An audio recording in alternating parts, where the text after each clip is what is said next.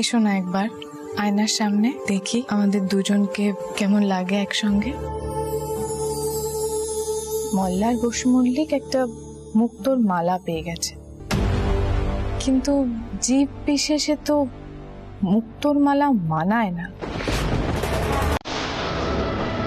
সেটাই সমস্যা হয়ে গেছে।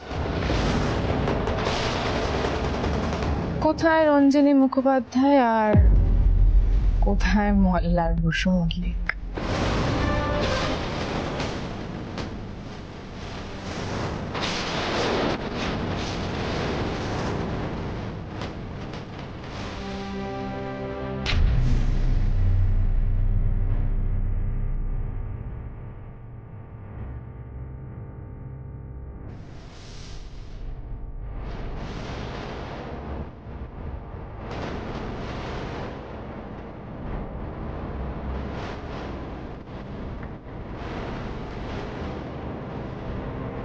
কি কথাগুলো পছন্দ হলো না তো?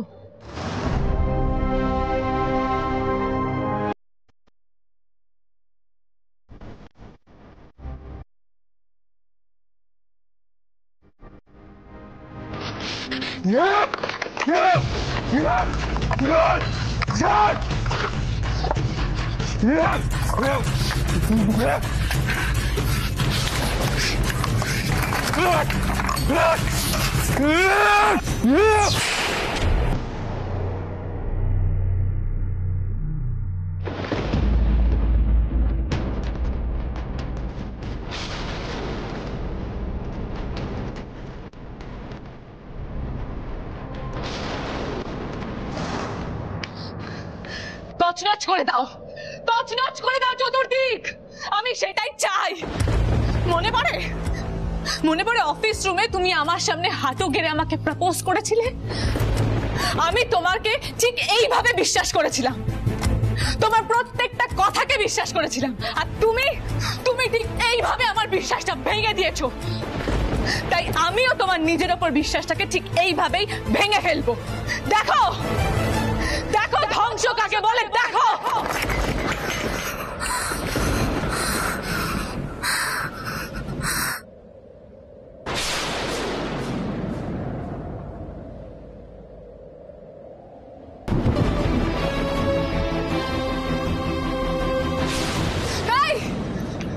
এই কোথায় যাচ্ছ?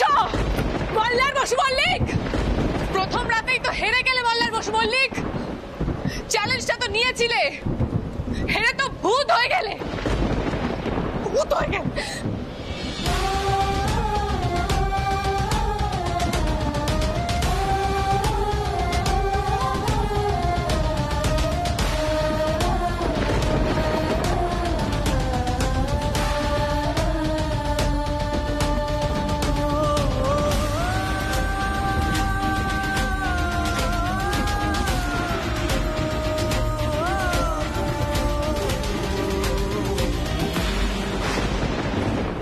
পিলু, শেষ পর্যন্ত রঞ্জা মল্লারের সঙ্গে সংসার করতে রাজি হয়ে গেল, কিন্তু সেটা কি করে সম্ভব হলো বলো তো? আমি না বুঝতে পারছি না।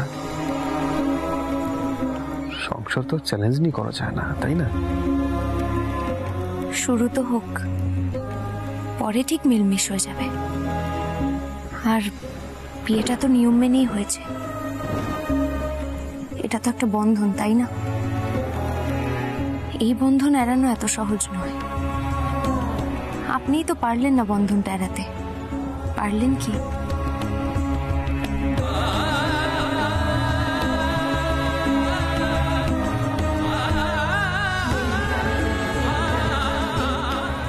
পারছি না যে, সেটা তোমায় কি বললো?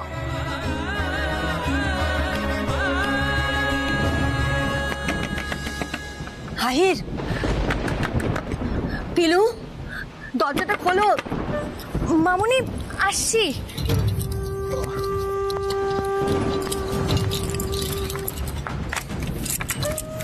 পিলু, আহির, বলছি যে মল্লারের ঘর থেকে না একটু আগে ভাঙচুরের আওয়াজ পাচ্ছিলাম রে। নিশ্চয়ই কোনো একটা বড় সমস্যা হয়েছে। ফিলো, এসব চ্যালেঞ্জ কেন নিতে গেল বলো তো রঞ্জা?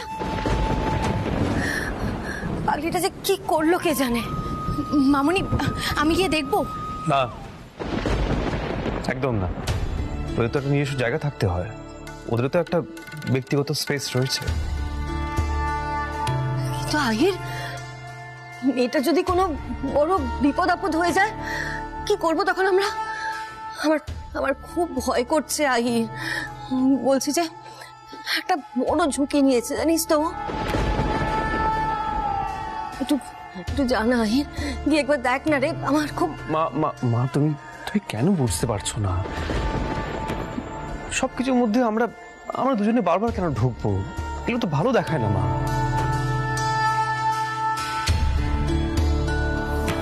আহির প্লিজ, মাথা ঠান্ডা রাখিস, যা।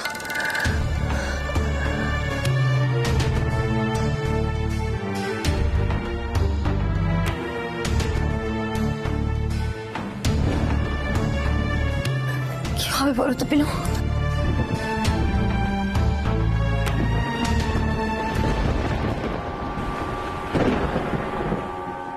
মল্লার বসু মল্লিক একটা মুক্তোর মালা পেয়ে গেছে,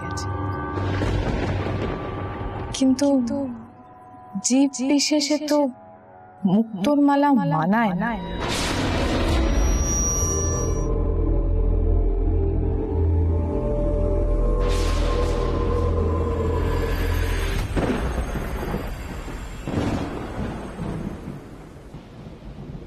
মল্লার কি হয়েছে বাবা? কি সব ভাঙাভাঙির আওয়াজ পেলাম? তুই এখানে কেন? সব ঠিক আছে তো? মা তুমি শুতে যাও, অনেক রাত হয়েছে। শুতে যাব? কি করে শুতে যাব আমি? মল্লার, তোর তো এখানে থাকার কথা না। বল, এত প্রশ্ন কেন করছো? তোমাকে আমার জন্য ভাবতে হবে না, তুমি এখন এখান থেকে যাও যাও। হ্যাঁ, তোরা তো সবাই আমাকেই বলবি, ওকে তো কেউ কিছু বলতে পারছিস না। রুক্মিণী, এই বউয়ের সাথে সংসার করা সম্ভব নয়। তুমি কেন শুধু শুধু ওকে বিরক্ত করছো? মল্লার, বলছি বাবা, তুমি বাবা হয়ে কথা বলতে পারছো? আমার ছেলেটা কি দোষ করেছে? ওর জীবনটা তো জ্বলে পুড়ে শেষ হয়ে যাচ্ছে। বাবা প্লিজ, মাকে এখান থেকে নিয়ে যাবে। আমি এখন এসব কথা সহ্য করতে পারছি না। আমি একটু একা থাকতে চাই। থাকতে পারবো থাকতে। তুমি এখন যাও এখান থেকে, যাও বাবা প্লিজ। মা,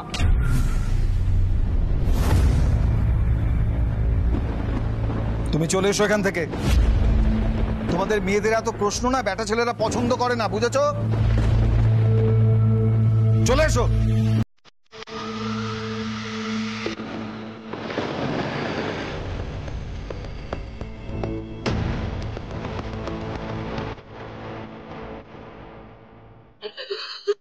কাঁদিস না ছোট বউ, কাঁদিস না।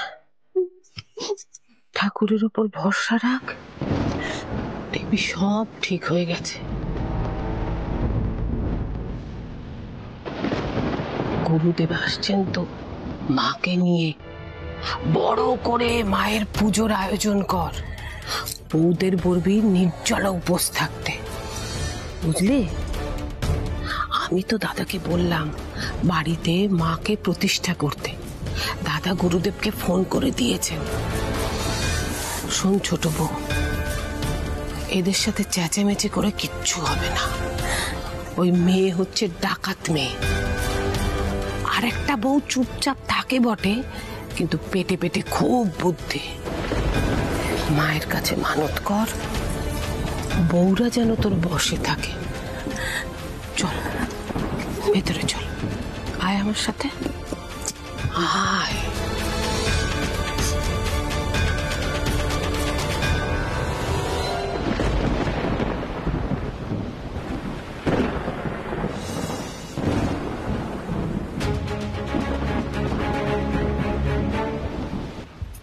রঞ্জা, রঞ্জা, রঞ্জা কি হয়েছে? হ্যাঁ, এইভাবে জিনিসপত্রগুলো পড়ে রয়েছে। মল্লার কি করছে আমাকে সত্যি করে বলো, ওকে আমি ছাড়বো না, তুমি বলো। পিলু, পিলু এক্ষুনি এসো। ওই দেখো রঞ্জা। ছোট ম্যাডাম। রঞ্জা, রঞ্জা তুমি সত্যি করে বলো তো, মল্লার কি তোমার গায়ে হাত তুলেছে? রঞ্জা তুমি চুপ করে কেন আছো, আমাকে বলো কি হয়েছে। পিলু। ছোট ম্যাডাম, আপনার কি হয়েছে? ঠাকুরপো যদি কোনো অসভ্যতা করে থাকেন আমি কিন্তু ছেড়ে কথা বলবো না, আমি কিন্তু শেষ করে ফেলবো। ওই কাপুরুষটার এত সাহস আছে নাকি? রঞ্জিনী মুখোপাধ্যায়ের গায়ে হাত তুলবে? আমি এমন ভাবে ওর নিজের উপরে বিশ্বাসটাকে ভেঙে দিয়েছি না, ও নিজেকে সামলানো মুশকিল হবে।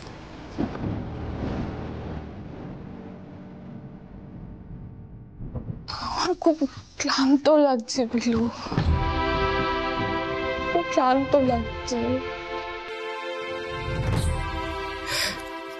এত লড়াই, এত যুদ্ধ, আর ভালো লাগছে না। মল্লার যখন আমাকে প্রপোজ করেছিল আমি তো খুব আনন্দ পেয়েছিলাম, খুব আনন্দ পেয়েছিলাম আমি। রঞ্জা, তোমার এই আনন্দটা ভুল কারণে হয়েছিল, কারণ তুমি আমাকে দেখিয়ে দিতে চেয়েছিলে যে তুমিও তোমার ইচ্ছে মতো বিয়েটা করতে পারো।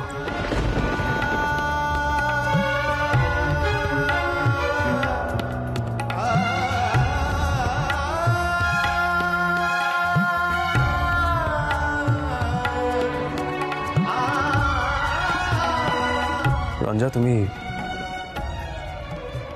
সারাক্ষণ আমায় শিক্ষা দিতে চেয়েছিলে, তাই তোমার আনন্দ হয়েছিল। যাকে ওসব কথা, যে সর্বনষ্ট হওয়ার তো সেটা হয়েই গেছে। আর সত্যি কথা বলতে মল্লার যে এত বড় একটা শয়তান সেটা আমরা কেউ বুঝতে পারিনি, কেউ না।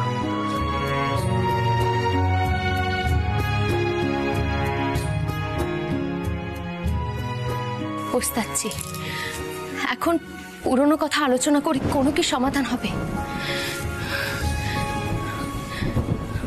মল্লার ঠাকুরপোকে শাসন করতে হবে, ওনাকে বোঝাতে হবে যে উনি যেটা করছেন সেটা ভুল করছেন। বারবার এরকম শয়তান শয়তান বলে তো কোনো লাভ নেই।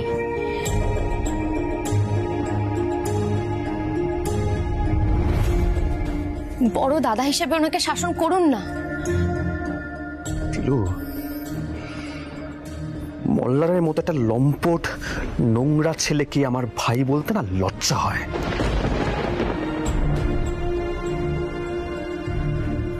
ব্যাস, তাহলে তো আর কিছু বলার নেই। রোজ একটা না একটা মারামারি হবে। কখনো ভেবে দেখেছেন আমরা সুরমণ্ডলটা কবে ফেরত পাবো?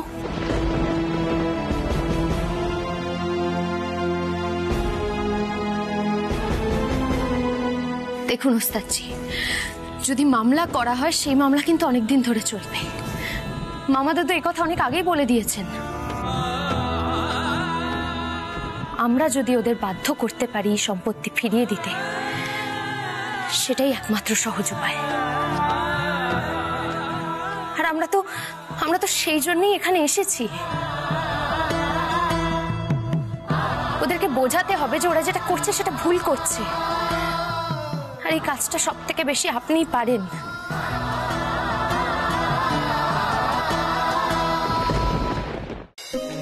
আপনাকে ফেরত পাওয়ার জন্য দাদু এত কাণ্ড করছেন।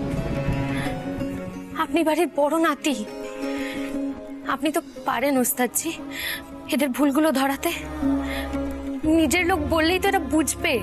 তুমি ভুল লোকেদের বোঝাতে চাইছো পিলু, একটা অবাস্তব চিন্তা করছো। আমাকে ডিভোর্সের জন্য প্রমাণ জোগাড় করতে হবে, আর তারপর অনেক দূর চলে যেতে হবে। তুমি ঠিকই বলেছো রঞ্জা, আমাদের নতুন ভাবে জীবনটাকে শুরু করতে হবে। আমরা কতদিন এইভাবে পাকের মধ্যে পড়ে থাকবো? কতদিন? পালিয়ে কোথায় যাব আমরা? এই সম্পত্তি, এই বাড়ি সব তো বড় ম্যাডামের। গুরুজি আর বড় ম্যাডাম নিজেদের বিবেকের কাছে কি জবাব দেবেন? আমাদেরকে এই পরিস্থিতিটা পাল্টাতেই হবে। লড়াইটা হয়তো কঠিন হবে, কিন্তু আমাদেরকে জিততেই হবে। দাদু ঠিক ফিরিয়ে দেবেন এই সবকিছু একদিন না একদিন। ওস্তাদজি, বাড়ির বড় ছেলে হিসেবে এবার জোরটা খাটান, শত্রু হিসেবে নয়। পেয়াদব ভাই ভেবে মোল্লার বাবুকে শুধরে নিন না। পিলু, এখন এই সমস্ত কথা থাক, আমি ঘরে যাচ্ছি, আর তুমি রঞ্জাকে ওর ঘরে দিয়ে এসো।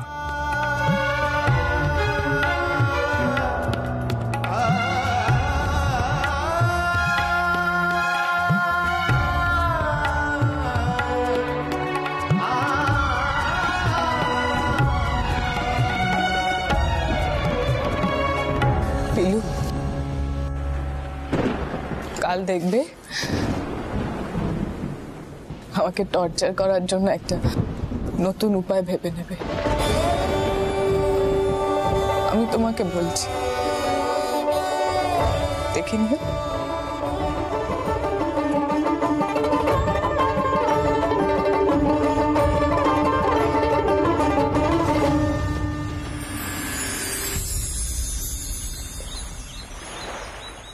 বিজয়া।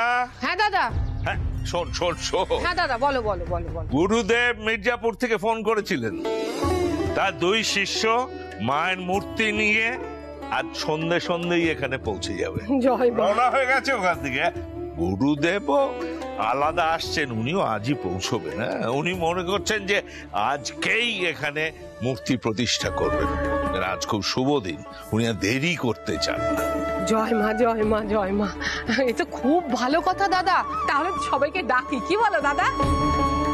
ওরে ও সুকুমার, সব্যসাচী, বৌমা, এই তো পিসিমা। আয় আয় আয়।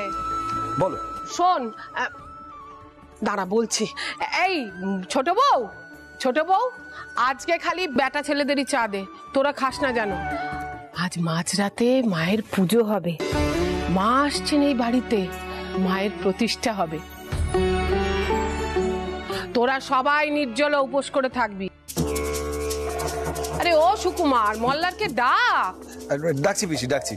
মল্লার, এ মল্লার, মল্লার।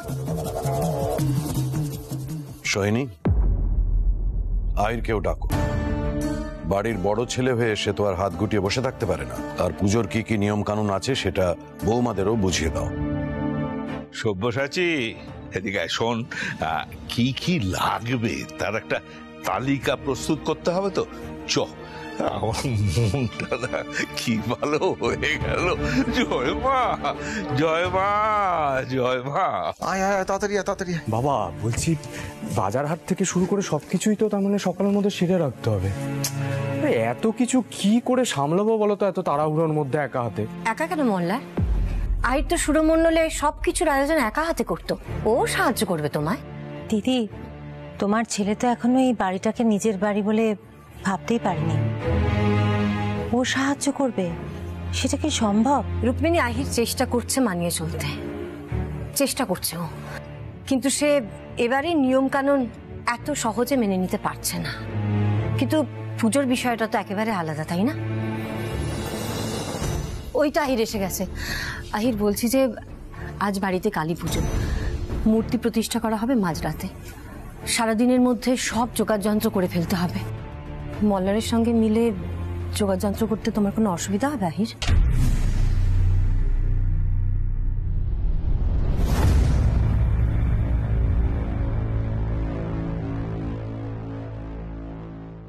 না না, কোনো অসুবিধা নেই মা, তুমি আমাকে বলো না কি করতে হবে। দেখলে তো রুক্মিণী, আমার ছেলে অকারণে জেদ করে না। যাক বাবা, তুই যে অন্তত বাড়ির পুজোতে থাকবি বলেছিস সেটাই অনেক। বাবা শুনলে খুশি হবে। আচ্ছা, বাড়ির বউদের ডাকো। না বাপু, মল্লারের বউকে ডাকার কোনো ইচ্ছে আমার নেই। দিদি, তার থেকে বরং তুমি পিলুকে ডাকো। যদি কিছু করার হয় পিলুই বরং করতে পারবে। মা, সেটা বললে তো চলবে না। বাড়ির বউদের একসঙ্গে কাজকর্ম করতে হবে।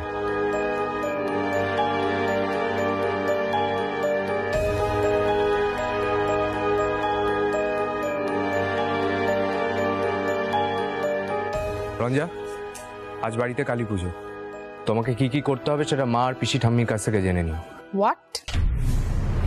কি কি করতে হবে মানে? আমি কি করব? পুজোর কাজ করতে হবে বাছা। তুমি যে কিচ্ছু জানো না সেটা আমরা বুঝে গেছি, কিন্তু শিখতে তো হবে। আজ বাড়ির সব মেয়েরা নির্জলা উপোস থাকবে, বুঝেছো? না মানে আমি বুঝতে পারছি না। বাড়িতে পুজো যখন তখন সবাই উপোস করবে, শুধু মেয়েরা কেন?